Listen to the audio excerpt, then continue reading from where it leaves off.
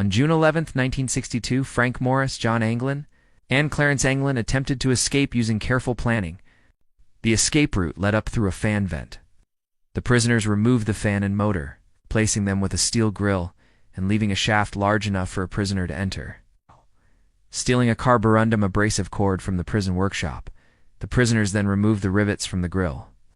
In their beds, they placed papier, M-Chud dummies made with human hair stolen from the barbershop. Over many weeks, the escapees also made an inflatable raft from over 50 stolen raincoats, which they prepared on the top of the cell block, concealed from the guards by sheets which had been put up over the sides. They escaped through a vent in the roof and departed Alcatraz. The FBI investigation was aided by another prisoner, Allen West, who was part of the escapees group, but was left behind. West's false wall kept slipping, so he held it in place with cement, which set. When Maurice and the Anglins accelerated the schedule, West desperately chipped away at the wall, but by the time he got out, his companions were gone. Hundreds of leads and theories have been pursued by the FBI and local law enforcement officials in the ensuing years, but no conclusive evidence has ever surfaced favoring the success or failure of the attempt. The FBI's investigation was eventually closed in December 1979.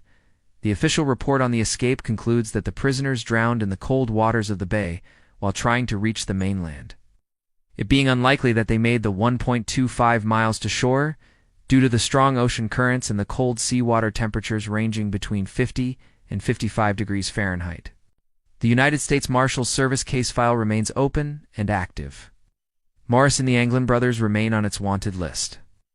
Circumstantial evidence uncovered in the early 2010s seemed to suggest that the men had survived, and that contrary to the official FBI report of the escapees raft never being recovered and no car thefts being reported. A raft was discovered on nearby Angel Island with footprints leading away, and a 1955 blue Chevrolet had been stolen on the night of the escape by 3 men, who could have been Morris and the Anglins, and that officials then engaged in a cover-up.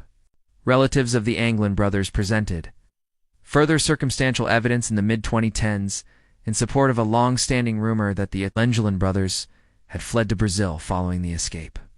A facial recognition analyst concluded that the one piece of physical evidence, a 1975 photograph of 2 men resembling John and Clarence Anglin, did support that conclusion.